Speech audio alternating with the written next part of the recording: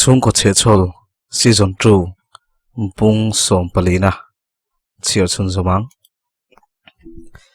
bena POV zel kha alani training kan zawa kan ti dan pa ngain breakfast chu zingdar som vela a hu hawa ele khani maya manin kanin lak mai thina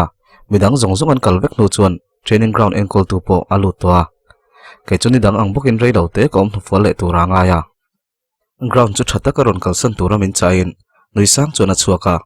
filaya tak chun bol nen ka thua zingkar ni chu asavol vol hle maya ka kut chu ka humruwa nirmala min ron slide dan chu ka ngai to leta huatna enge motak min nei ani lo chuan nexa match poi mo tak kan nei dona khati nga chet chin lo tin ka ngai to chian po le in khel thei tur thei top ka chu tak meu meu zia ka hre ka thinarim tul mai aron kalangem tuna ron kal lo poni se engtikai mo chun kan la soifel thawanga yang ma se midang hriat lawin midang in an hriat chuan kan tim bo ruak in a tur theya chu ka du lawani reife ka nga nu chuan nirmal chu ron kala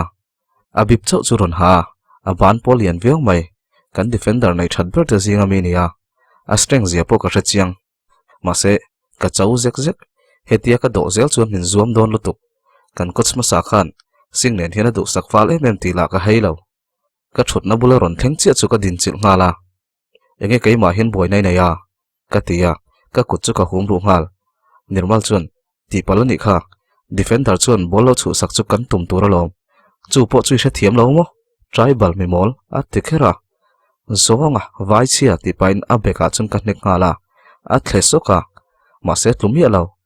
ron hoi chuak lein kain rin lo lai chu chiang zetin min ron nek let chura ka pai ngal chona ka dingila kalu chu ka thing nok noka thei pato pina maya chun ka veile ya alo buma min lo ko abet ngal in pom chila phei chuan achak tak zetani mase ka ne nge angai vai ne lo tur ka ni lo tin ka ril ru chu ka ti pau khau so sowa mase ril ru ringot hi lo tok lo tha ka ngam ngang lo min kuai thal to pa mase min tluk puina lama chuan atluk na fu bik lo hlo ka le thal zota eng tin tinamo remlu tukina chunga chun ka om rana thei patop chuna ron tanga min le thal chu tumna sawiawa mase kai po ka tang khong ve tlat rem lo chuan ground chil de rop chuna luwa ka hneka a bana ron phara atlom thu ron soi dik tak chuna tlom lawang ti ka hlau lutuk a ron thau chuak le ni chuan tha ka hne to don lo ti ka chiang ka thanai zong som khomin ka tang towa ka tang thei lo trep to ni ka thisenin angam em mai powa eng tin mo ka van nei ta hlawani abula chon mutopin ka jang thala ka tholoi loya ani po aludam pa chon a thohal hala kai chun engang mi hi email lo bi ke mema ka tia anti ma ka lu tira kamizia konfilu tuk vela tangkhan min lo ngei to sa chuta kara voi tam tak bum koin a kap kara ka thun sak fawa chu kan hlim pui viawa ama po nui mai thin khania ma se a huat to khalo tling hle ne ome tin singa thian thata kani boknen singlen khan forward line a khan kanin lvma khangvel khan kalaka ril diklo alo put tirani kai chon team khat kan nia kan du ber chu team that na turani chu wang chun kan tho hawangai tuna chun karin remem tin ka kut chu ka wadowa nirmal chun ka kut chu ron buana kanin chibaya kan nala chu kan dom dun wonga ground and call to chu lo kalin minron awa bai de sui pain breakfast ai tur chun kan panhin kan phai dona chuta chin chu kan panhi boruak chu thasota thianin komngai bera kan tang chawa ani point min du sakta phiana abikin kan panhi chun kanin kom deu chota ni tin mai chu training chun all ve det le tlailam gym chu kan hunman dan chu ni mai kan ma me chapoi mo boknen kan all ve deu chuna po kan opponent te game kan zira kanin buat sai na tha ne na kan chan ngei po karing abikin kai phei chu kain pai to hlea me chu phur om tak ni ma se ka match khel to tura zonga ka phur ber chu mala ni nge yang nirmal chu zan lama ka apartment aron leng zuka kan ti na sa thin hlea ani chu nu pui nei to nia footballer chu nu pui nei ma hi poi te nia ti in nui huwa chon min sil thina ka pom zong takani tin nu pui nei lampang chu ka ngai sak lu tuk lem lo boka Rami, Chrissy, nuite nena, kan thian lia omna group hi kan naya. Chu group a chuan kan match poi mo zia te chu ka soifia. An lo tang ve em ema. Ma se thuron lak tur thuro pui hi soi turan shalol lo. Thian hi ka nga te chiam lo shim boka. Nuite thian ho hi ka nel ber ten nia. Abikin ramingat phai hi chu mai chiam ani se mi pakom takhian ka kom thina. Tun hu hian a in tinula to em zoka. Kain thasung ve ta deuh mai. Group kaltlangin nui chuan du sakna min ron hlana. Goli khung don kamumanga ka mulok a ron tile to. Chu group chat ka chia chu kan nui saka kan sport laya iti gol don. Pakhat nai ni don kamumanga ka mulok ati thin kha. Ka thlamuan pha thin zia kha. Ma se mak tak main nui thu soi kha thleng dik thei lutuk. Ma se amang lama chu na mutak tak ngai em po ka hre chuang lo. A soi ve mai te poni ka ring. Ma se chu chuan in rin tok na min siam sak thin. Chung hun level kan sport hun level ngai to chun kan nui suka. Ka pet gol le nge yang. Kamera ma ka lo bye yang cheu ka tia. Rami chuan final in lu chuan in tiam na kha hre ro aron ti. Engma in tiam na ka nei lo tin ka reply ya. He pa han phakar zia hi final kan khel huna a hmunai ron enang ti kha ati chuan don taka Salt Lake Stadium ania final chu kan khel don idu phachuni ron en don nia ka tia. Engtin nge ron ti ka hre chak asale ngotang chu. Rami chuan I che Salt Lake ani chu I kalna tur le I ticket man tur ka tum fe kang ti kha I shem lempui airport pol mulo hi thlona ka chuan chak tur zia hi ngai to te aron ti zui nga zat Chrissy chuan achi lo air hostess te a hawanga an veivel te kha in rap bukang omai mai ro te lo tianga chu wang chuan thlona chuang chi ni lo dule I kal chak veo ni le khobel sumoi ni kal donia atia nui polo nui vea tiang chuan kan hma match tur chu kan ti na pianga aria ka chung te nena kan in biak point chu tho chu ni kan soi ni ka ta na poimo em la taka zan khat kanu nena kan in bia chu kan ti tui hle maya kanu chuan bial nu ka nei le nei lo min zot lol mai kanui suka chu tiang ten zo ka ti deuh supa kanu chuan o tun lai ate chuan anin hriat pui vek tolom namdang dei bial nui nei ang ti mol hi kan hlawania keini nu le pa hi chuan kan bai min ho pui thei tur nge nei la kan du berani tina soi zui siama kanu hi chu tiang lam ngai tu na hun po ka nei lo hi tin ka changa dik tak chun ka ngai tu lo top chu ani chuang ho lova ma se ka ril ruwa nu pui nei chu 35 plus a ti chi chau nin ka shebok nen tin ka football career ti che thei tur ani ka rin deu wangin mangai ber chang zo ve ta lo ta chu ka man mo ta lo lo khani ve reng renga chu ti ro chon namdang nula chelo tak mit meng pol re mai fia narngul moi tak le kut chang sei moi tak le ke thia moi te chon rianal zai mai te le mong ching moi tok te po de tur chu anom ve no ka kan mit chuan han star ve in han ngai zong ve veu ma se kai mi zo pa thin lunga hi chuan mi zo nu chon bu ka moya mi zo nu mit meng dum fia kak luka ombik chuang lawa tle min lo fol deu ma se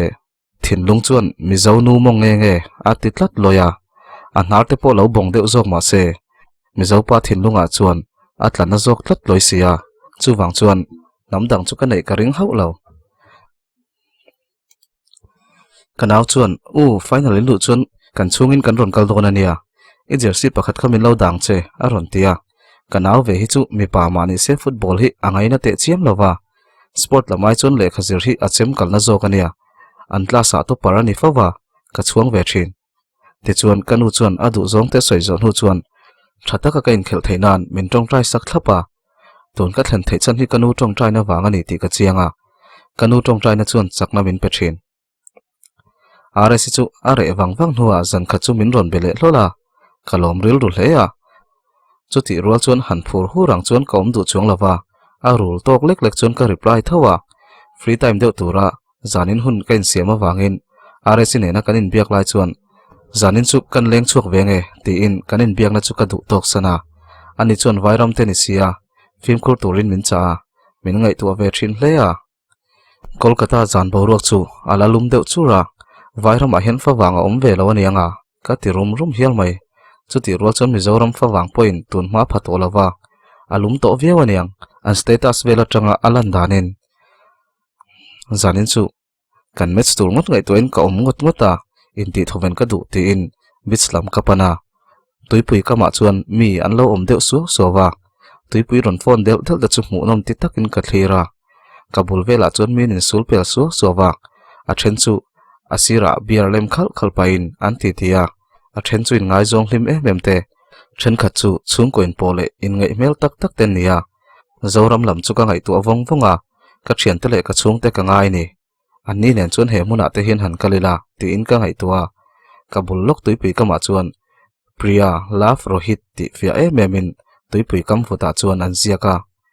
engtika tak ka thin lungdu zong tak hi tong ve leang imo ti in ka ngai tu dau dawa ka thut na thlang dewa chuan thil ka thaya ka hriat lo karin nui laf ben ti chu ka ziak ve ngota ka nui suka zoite phun sepin du thu sama thak mai ni ka ti zoi sapa ajuma dora soju in pa han tra ve hluam hlo mai te po cha kom dona lom le ka thil zia chu tuipui phone chuan ron len ho in a fia lo ngal ruaya nia kaini pani chu in kop tur kan ni lo reng ani tuipui pathian point apom lo aniang kan ming ziak po aron ti re rang e mai ti in kanui suka asira dorte a chuan cold drinks vel kavalama reilo te ka om le a ti chuan reilo te thu le in ka apartment lam chu ka pana ka han chuak thovenga pon bo ruak dang deuh ka han dong chu engtine mo ka ha dam deuh huain ka ria RS message to reply le zuain chu zan chu ka mu thil san ve le ta ani tun tum chu rami POV zeptelang o boina ral lianin boina tok le to a kan thian ho min kau khom le to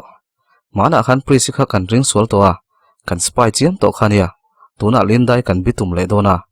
kan ring sual le ni chun a za thlak viawang chuti rol chun kai point khanu lindai kha karin lo zong takania boite birthday khan usheta mil dan kha adik mot lo nuin aron ngai to chun kan ngai ve ngai kha ngai ani mai usheta nen hian an lo in company chuan mi pa to ma hi an rin om lo ti na niang usheta te chu tun ma phei chuan chut lutuk ngai zong po ngai sak lo ang hiala kan ngai khania ma se mi hring hi chu kan thil ton sang sang hian kan mi zia thlak danglam thei ve ema lindai mel thana le pian nal na khan aril ru le mi zia ati danglam sak ve thei tho boka nuitena operation linda boipui turin kan kaldona nui chuan zir top zan in free zan berania ron kalula ni mai ati tlata wangin kan kaldona achang chun he nu hi chu a hneom thinania ate si a thu du si a kol ve rak poksia chuti rol chun ani tluka thian chan tinale thian te thlawang ho nangam hi anom bi kher lawang khresi chuan ikal toem tin min ron teksa kallo kalrualang heta dakin pui bulatang khan chukila min ron pan pheila katia kha nui khan ron man horo ati le cheng to kha khunu te khu chu ati chung zel aron ti zat zata ani dana ni lo bik top si lo daruk vel chon kain pe to a khresi chuan karon kal lo in pe to ro tin message min ron thon kai chu kain ready vecto ka detective korpo ka ha vecto dar sari don aron thlenga scooty kan ve kher ka pe lo wangin khresi chuan min phur tha ITI veng mong lam chu kan pan le ta ni kan zuk thlenga lal nui chon thleng lo silin alo zaira drata boite chu chuata lo thuin toy sa lo khoi mol mola atlei ve lutuk chu ka vel chak lutuka nui chon enge ni ngai to ni kan thlenga ni ti po shelo niang aron hoi hau lo christian chon in signalin zoiten kan lut thema christi chuan nui chu awabara khai thut ani phu chiang lutuk chuan a thleng sil lai chon rang lutukin christi lu a chona vori bola christi chu a thu kun ngal tlok tlok nui chon oiana em ti pa chon christi lu chu tuai saka christi la chon anat loi ringami khatti vak vakain vuak e kothi arang reu le lutuk mai e phupa ngai mai theilo mi tina vin hluka nui chon ba deuh ni hian o min bar khai don ti ka hre hlai nem an ti ringota kai chon e hriatin om ziom nang ka lo ti ve hluk boka nui chon ka hriat lo wang tak reng chuan ken ve nana arem rem ka tho top kha ka dem om lo ani zir thot mai ni ti in anuya kai chuan kha khrisi chal kha apongin ka hria ka tia khrisi chuan apong tak tak chal nal lo to sanen he nu hi chu ka vo ve don che moni tin thleng chuan atin uaya kai chuan boite tlei lu tuk chu ka mu thei lo phei pa chuan atu khuma ka nem bulo pa boite chu ring lu tukin trap ngal nui chuan nang nu po chu ramkel ka chu ve don che tina ron tlan kai chuan o mel that lu tuka wangin ka nema a trapani kha tin ka tlan sia nui chuan rei lo te min ti boi lo wa khatia thungoi reng ka lom je hi isha thiam phaim ti pa chuan min ron uma Chris chuan a tha chu ve ro alo ti kei chuan enga pari mi tran lo zo kamo ka ti vata enge kei ma jok min barak hai tir vai i ruwa man na ve kani kha alo ti an pani chuan an tang rual le de ya kei chu ka tlan kol ton zak zaka thutlenga chuan ka lon liama an pani chuan min huala min man beta boite la alo tre ruai ruaya lal noi chuan engwangin ngei vel khera nin om buai nen ti pain min tin uai waya min tin uai waya badu matangin numoi ron chuaka enge a ron ti treng le chuai to kan lo nui ar ara numoi chuan kha boite top te kha thlem ta cheu tin a ron vin le ngal a shim shimin in koi zor zor rol pa ni to lo ro sang tan te po a shomang ati zom ha zata lal noi chuan rami boite kha thlem ro ati chuan khoi mo cha tuan lal thu thlunga chu enge khati thut vai ot ni kanem bulop chak em chelom ti in kapoma ka oile dar dara boite trapi chu arun thin sia han thlemi a hupur om thainia mase reivak lawa abang vele maya anu pen thlenga sil zawa aron phaya Chris chuan a chal ngot chu lo boi poya numoi chuan kawa mutsan don cheu nau pang ti trewak wak zel lo la nangni po khek roi roi zel chu in ram re aw chiam chiam mai zela in upato ti pa chuan ru ma lu ta Chris chuan ate zek zela wamu mai mai te ti in lo aw le man sha ma boite trap bang chu amuta chuak aniang a ching diar diara lal noi chuan khoi mo kan pomu ngal de nge in ron len ve to hi chuan at lei tha em lai po hi a trap le nge zel ti in puak wan nen boite chu ron la Chris chuan tra bak thiam nei heklo a thiam chun thanem ngai takina so ve ni kha alo ti ve bok kei chuan dik chi adang thiam nei heklo anu chunanga aron phakar hle bokanga chu thiam thar le tur ka ti chu nui chuan min mel rum lutuk thutleng se ya chuan kamua RC nen chuan kanin bemol mola chuan lam lian a hi ka hne nia karon kalmanang ati veka ma se dora bungrua ron thleng ati le to achang hi chuan min hu pai lo hian chuan lama siam mai mai ni te hian ka hre thin ma se in mu reng rengot po anin om ve bok e mani in ngai man lo khopa in mu te hi a om thei dor ani hi ti in ka ngai tu aneu newa chutia RC ne na kanin hne lai chuan in du le in thlak hlel mel e memin khrisile ko pan lo in bele to an ni ve hi chu anin du hi ni top mai ni an te nom zok anin biak ve hi chuan anin bethlum na sa thei sia ka uak lo chu ni boite chu muwa nui chu ron phaya phone min da tir ngal veka computer chu aron ona operation linda chu kan tran don ta kan re thiap lai chuan nui chuan kut changa ul ri thaka ramin en chuan kanin en sheka kan han in sum phota ma se a thai ngang lo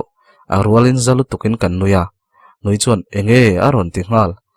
den mele kutan ul ri thaka ka ti chu nui po aron nui chuaka room atangin danger alarm aron rile ngal rami Chrissy kanin hupa kan nui zalak lo boxi a airingin laldin kim aron ti nui chuan o enge amak avatia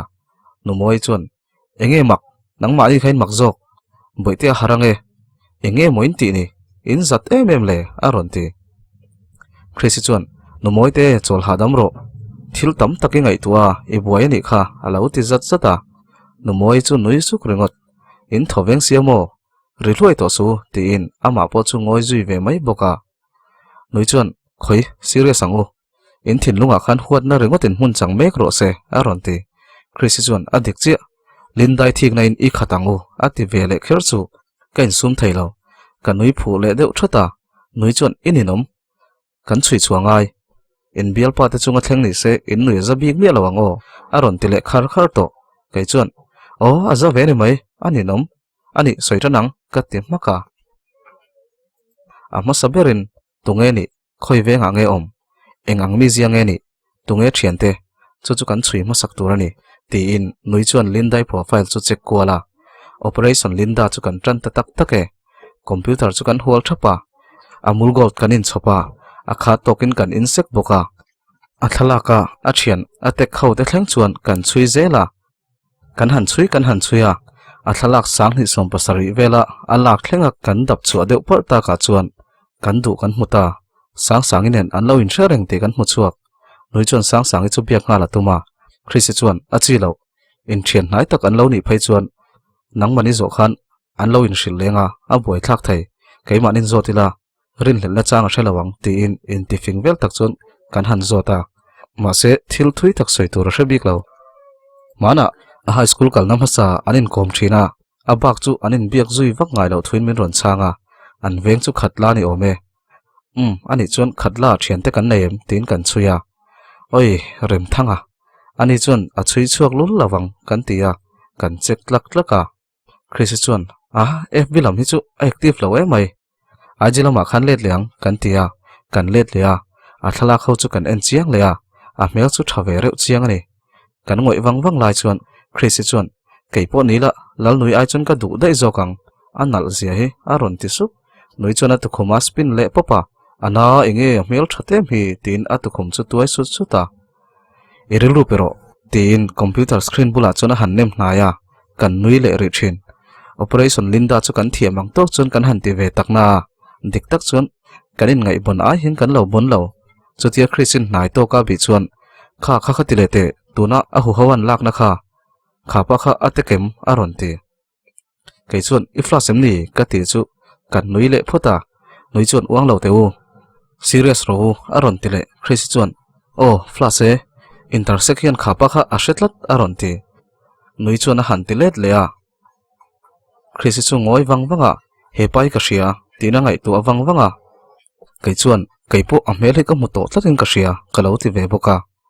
nui ro chuan a hriat lo mel veu mai Chris chuan ka hre chuak buite birthday a khan lindain en khan an ron kal du na ni nui chuan lindain a thala ka te khau chu en kola wana ti chu lo om ve lo he pa hi niang tin kan han cheka ani nge he chuan an office a thokani bokani hi awan thaem he pa te ang han chai tluk mai chu ka hopur lo lutuk ka ti chuan Chris chuan ka ring lo che a lo ti kei chuan irin a hian mi pa biak hi ka zayang ka ti thadu lo mai chulawa a mel hi enula nola message dong tam tur mel hi pul hol lo chu wang chuan han be thlum deuila du ba ka sei du don ti hriat reng ka tia nui chuan ani chuan he pa hi lo be thala lindai le usia ta om dan hriat tum ngei in lo biang che chuan i hriat vele chanchin min lo hrilanga usia ta zok hian a hel ani chuan kanin kara to panga ma se mai chia zok hian pa ni to ti hrengreng chunga a lo chhai vel ani chuan kan ri thakang atia kan bu ngawa wana in ti chu hai i thamo tin kan diem hala rang lutukin min reply a kanui saka a ol som don lutuk lo lungai su tin ka hrila nui chuan i thei top lo chuang che ma se kanin hriang in om lo la chuti lo chu thokhawan nia a zep pui ve dona ati chuan Chris chuan adik sia englo in tiro henu hi ka thian paina star thei rap thlak ti veren soila a chanchini zo chodonia atia dar som arik trep to wang chuan line ngain line thalhel lom viau maila kanin thendar le ta Chrisin en chuan kan hoa nui point a thai ang alo chui sun jom ve chu tum boka kei chu anin nga na kan ri don ani ni liam ve hret theta benate in khelpo a hnai ve zela benan en chuan kanin berenga a khat tokin nui chungchang chu min zot le zeu thina angai tu hi chu alangai tu ave ni ma se ata tur ani lo ti chiang ve to a ngai sak lu tukang chuan ron om to ngai lem lo a chang chuan ka khongai ve thin Odisha FC ne na anin khel hun chu lo en nge turin min tia group atang lo chuan nui nen hian anin bengai ta lo aniang chanchin anin shelo dun em mai nui chuan ipet goldon kamumanga ka mulok vek atia mana hayar kan kal lai khan kan chak tur le tur lo te benan ati gol tur le tur lo te kha nui khan kamumanga ka mulok ati thina asoi kha adik thei lutuk tun trumpo asoi dik le ngai kan bai sei chutia benate in khel turan buai veu lai chuan kedipo operation linda chu kan kalpui zela awana chuan ka number te min dil ma sata zoka kanin bena sata hlea Chris soyang chuan henu hi ka thian pain a start theilu tuka email hria zong ani emni thlaten la dun sia ti in an thalak hauna chu ka thona awana chuan hria kan thopui nu ni hi a mail thania kan office mi pa ho hi chuan than ti vekin ka hria kan pu te thleng hian ati chuan chu alak view ani mo ka ti wata awana chuan lak ve khate ma se hei kan pathloi zuna a wai tlakani hi ati chu adik done ka ti ril rungala ka phur to lutuk muangchang in ka zot chho zelang ka tia engkim ka hre chuak don ani top mai a soizel dan chuan pathloi zawk hi chuan a hel dewa a hmeichhia zawk hian a zarma zawkin ka hria a tia ani pathloi chuan a bechewak bik chung lo em ni ka ti chuan han biak chiat phalchi hi ani lo velom a tiliam maya chu ngai zong treatin a treat ve tho ni mo ka tileya taktaka kan pathloi hi chu hria ta nia a rin om ve khop mai ma se atang zo ngu tenge mo hetiang anga hel reng chuan mo Josepha pokha Linda hi chuan a chhai tho thei mayang chu wang chuan pathloi le nga chuan a hna rei lo topang ati zum zata o ani chu ani nakina kanin bele donia ti in kanin text chu ka ti topa nui le Chris chu ka hril nga la nui chuan chu tiang ani chuan chu nu chuan bial nu nei ti threng chungin a hela a zak lo shrim shrim o sheta podik big lawang ma se za som sari chu Lindai thiam lo ni an tia an thin rim to ngang mai Chris chuan tun Sunday ya kan zil hlak don em ni aron ti ke chuan engtin ka lo ti wata nui chuan ni engtin nge kan zil thayang a lo ti ve boka Chris chuan o sheta phone lal nui hian a kolanga chuta tang chuan Lindai chu kan thlem chuak mai don alom tuna chuan thu chiang kan hre to boka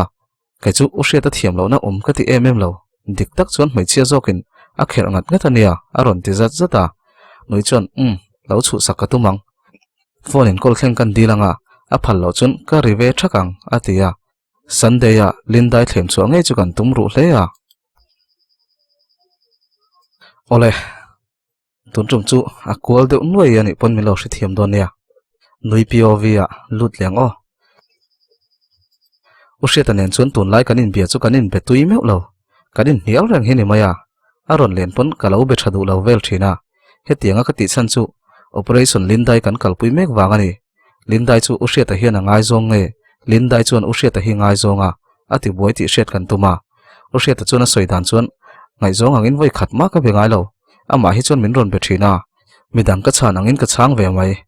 chan lo ka nga lutuk ma se chan ngai chin hi om ve a ati maya oi tur nge oi lo tur po ka hre thiam to lo